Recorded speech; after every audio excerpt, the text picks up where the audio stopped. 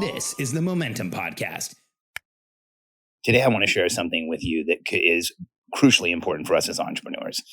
It is a concept and a practice that I use to make difficult things in my life easier, to make myself less triggerable and more present and aware, and to be able to take the difficult things in life and put them first rather than procrastinating and doing them later. And I think this podcast and the concept I'm going to share could be life-changing for you. I know it has been absolutely life-changing for me. I'm Alex Sharfin, and this is the Momentum Podcast, made for empire builders, game changers, trailblazers, shot takers, record breakers, world makers, and creators of all kinds. Those among us who can't turn it off and don't know why anyone would want to. We challenge complacency, destroy apathy, and we are obsessed with creating momentum so we can roll over bureaucracy and make our greatest contribution. Sure, we pay attention to their rules, but only so that we can bend them, break them, then rewrite them around our own will. We don't accept our destiny, we define it. We don't understand defeat because you only lose if you stop, and we don't know how. While the rest of the world strives for average and clings desperately to the status quo, we are the minority, the few, who are willing to hallucinate there could be a better future. And instead of just daydreaming of what could be, we endure the vulnerability and exposure it takes to make it real. We are the evolutionary hunters, clearly the most important people in the world, because entrepreneurs are the only source of consistent, positive human evolution, and we always will be. So I'll give you a little context. You might be able to hear some wind noise in the background. You might hear some of the water in my pool in the background. I'm in the backyard of our house, and I just got out of my cold plunge. And I just did about 5.5 minutes in 45-degree water.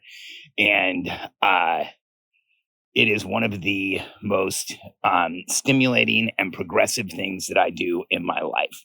And I don't want to make this podcast just about cold plunges. I actually want to share with you the concept behind why I do the cold plunge, why I do things like CO2 holds, why I do heavy resistance training, and why I purposely step into discomfort in my life.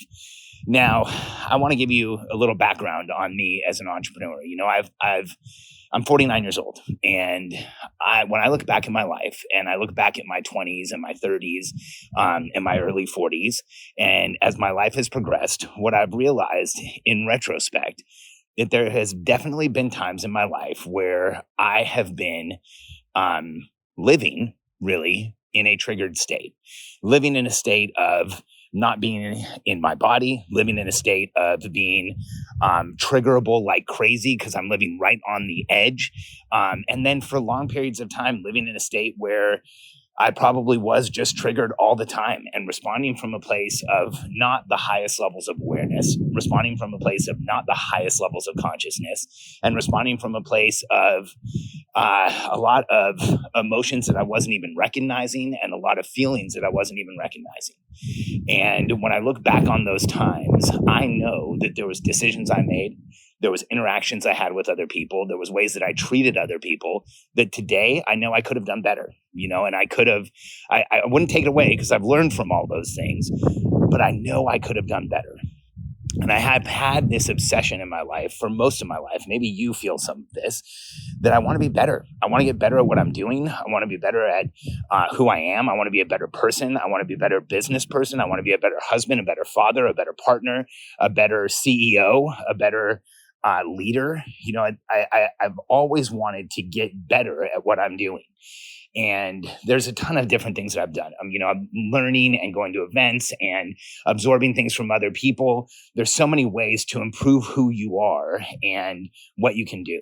But one of the most effective strategies that I've used is purposely stepping into discomfort, purposely doing things that are uncomfortable, that are good for you, but really uncomfortable. And I might even say like a little terrifying. When I first started getting in cold water, it was one of the scariest things that I ever did. In fact, I might have shared this on the podcast already. I think I have. But years ago, when my friend Shane Saunders flew over from Australia and got me in a cold plunge in my pool, which was probably about 45 degrees, I had a breakdown. I got in cold water and I had an emotional reaction. I started crying. I felt completely panicked. I felt like I was in my pool forever. I kept trying to get out, and Shane kept saying, "No, get back in." And then when I finally got out, I'm like, "How long was I in there? How many minutes was it?" And Shane looked at me with kind of a funny look on his face, and he's like, "Alex, it was a minute." And it was challenging. It was difficult. It was frustrating that I had that big a reaction to it. And honestly, I didn't do it again for a while. And then I kept thinking about it, and I kept reading about cold plunges, and I read all the benefits. And by the way, if you haven't ever tried a cold plunge, or if you haven't heard of some of the benefits, I'll just give you a few. Like, getting in cold water reduces inflammation in the body. It helps in so many different ways with our physiology. And it gives you, the studies are somewhere around 2 to 3 times as much dopamine circulating in your body after a cold plunge as you have before. And so today I was having kind of a difficult day. I got up this morning, I had to take my daughter to an appointment. They ran really late. I was frustrated with that. There was some other stuff that I wanted to get done that I didn't get done. I was feeling kind of tired. I don't know if I didn't sleep well last night. I think I maybe had like some very vivid dreams that that had interrupted my sleep. And so today has not been like a 100% I'm feeling great day. And I just came down, got into this 5-minute cold plunge, and I can tell you right now, talking to you, that I feel so many times better, exponentially better. And I know all those physiological benefits are there. I know that the dopamine benefit is there. But here's one of the biggest benefits for me over time of getting into a cold plunge, or like I said, heavy resistance training or CO2 tolerance holds. But today I'm just going to talk about the cold plunge. One of the biggest benefits for me is that when I come down here, and every single day that I do a cold plunge, I have to talk to myself into it. I'm never like really looking forward to the actual event. I'm looking forward to the aftermath. I'm looking forward to how it feels afterwards. But every day I have to talk myself into the tank, into it's more of a tub out here in the backyard. We actually use a product that you can look at thecoldplunge.com. Amazing product. They were in our program. I've had it for a few years now, and it's just bulletproof. And every day I have to talk to myself into it. But I get into it. I overcome that fear of the cold water. I overcome the discomfort of the cold water. I get in and I do some breath work exercises to regulate my nervous system so I can stay in the water. My body tells me the second I get in, it's like, okay, you need to get out of here. And so I breathe, I calm down, I regulate my nervous system. I do some breath work exercises, and I'm able to stay in there these days. I mean, I can go 10, 12, 15 minutes in the cold plunge if I want to. Today was just a little bit over 5. And here's what that does for me. Not only do I have all the physiological benefits that I just shared with you, but psychologically, cognitively, what happens is I become less triggerable. I become less on edge by a huge margin from what I know myself to have been in the past. Because going through that process of calming myself, going through that process of stepping into discomfort on purpose actually makes it so that if later on in the day something happens where I normally would be triggered and I normally would have a reaction, I might have an automatic reaction, it actually slows that down for me. And because my nervous system has been purposefully regulated around something that's uncomfortable, when something uncomfortable happens and I'm not ready for it, my nervous system already pre-regulates.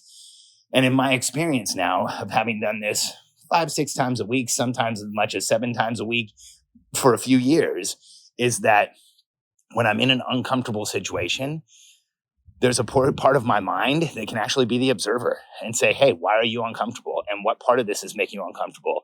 And what's a better reaction than the reaction you might have instinctively? And what's a better way to look at this than just reacting and just having a reaction and fighting what's going on? And that has been, for me, as a business owner, as a leader, as a father, as a husband, that has been invaluable, because I actually have been able to slow things down to the point where I can see, man, this is the reaction I would have had.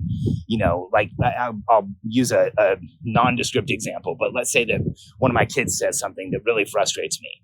In the past, I might have immediately said, "Hey, I don't want you to say those things." And what do you mean you're doing that? I remember years ago walking through a sporting goods store with my daughter Reagan when she was really small, and she said something like, "Hey, Dad, look, there's bikes over there. We should buy one of those bikes because mine has a flat tire. I need a new one." And in that moment, the first reaction that came to me was a reaction from my childhood. Like, what do you mean you need a new bike? Flat tires you don't need a new bike. You need a new inner tube. And it would be so wasteful to buy a bike. It was, that's just crazy. And I remember pausing and asking her, "So Reagan, why would we buy a new bike? Because you have a flat tire?" And she said, "Well, Daddy, because when the soccer ball went flat, we had to buy a new one. And so my bike has a flat tire. We need a new one." So she had a perfectly logical explanation for thinking that was the solution. But had I reacted in that moment, I would have attacked my daughter for what was logical thinking, and she just needed some explanation about it. And it's moments like that where when I have a higher level of awareness and a higher level of presence and more nervous system regulation, I can stop and ask the questions. I can slow down that childhood programming, that childhood conditioning that I had where, I lived in a house where there wasn't a lot of money. I lived in a house where we were probably barely lower middle class. And there was reactions when we talked about money. There was often fights when we talked about money. There was often, if one of me or my sisters wanted to do something, oftentimes there was a feeling of uncomfortability in our family because we were going to have to spend money. And today, if Reagan wanted me to buy every bike in the sporting goods store, we could, and it wouldn't be a huge hit on our net worth or anything else. We probably wouldn't even feel it. But I still have those reactions from childhood. And so that's one example of when my nervous system is more regulated, when I've stepped into discomfort on purpose, when I've overcome that discomfort through consciously regulating my nervous system. That's one example of how in the present, I act in a way that I know makes me better, makes me a better father, makes me a less reactive individual, makes me a better leader, makes me a better husband. And so if you've never tried something like doing a cold plunge, I can't recommend it highly enough. If it's something where your mind instantly tells you, "Hey, you really don't want to do that," then it's probably something you should do. It's probably something you should try out. And in our membership, I talk about this, and I talk about it with my friends, and I talk about it with people that I know. And I've had tons of people, both men and women, who've started doing cold plunges, and I get so much of the same feedback that I'm sharing with you. They say things like, I find I'm not arguing with my son as much, and I'm doing cold plunges, and how do those two things correlate? Or, I find like I'm a lot less reactive in meetings. I've had people tell me, and I know I've experienced this myself, I have an easier time listening to people. And I have an easier time hearing what people are saying, and I'm communicating better with my team, or I'm communicating better with my kids. I think when we step into this level of discomfort and we create nervous system regulation, it permeates to every area of our lives. And so if you're an entrepreneurial personality type like me, if you relate to the theory of being an evolutionary hunter, I think that evolutionary hunters throughout history have stepped into discomfort on purpose. That's who we were 10,000 years ago. We'd be that small portion of the human tribe that gets up in the morning, gathers our tools, gathers our weapons, gets together with the other people who are just like us, and goes out and kills something. That is stepping into discomfort on purpose. And we would regulate and do what we had to do to make that happen. And we don't do that anymore. We don't go out and kill things anymore. But if we can, by proxy, create discomfort in our lives where we regulate our nervous systems and we allow ourselves to overcome it, I think it makes us better at who we are. I think it makes us better entrepreneurs, and it makes us better everywhere in our lives. Do me a favor. If you do end up trying this out, shoot me an email, send me a message on social media. I'd love to know how it works for you. And I'd love to know, if you do a cold plunge, what benefits did you see from it? And if you already cold plunge, shoot me a message on social media, make a post, tag me in it, and let me know what benefits you've seen. I'd love to hear about them. And if you're interested in getting a cold plunge yourself, you might want to check out thecoldplunge.com. When the product first came out, I ended up picking one up. It's an incredible price product for what it is. It has been bulletproof, even in Texas, where we've had consecutive 100-degree plus days. It has stayed at exactly where the temperature where we put it. And the owners are exceptionally good guys, and it's an incredible team. And they put together a product that I absolutely love. So check them out at thecoldplunge.com. And if you use my name, there's a small discount. Full disclosure, I am an affiliate of theirs.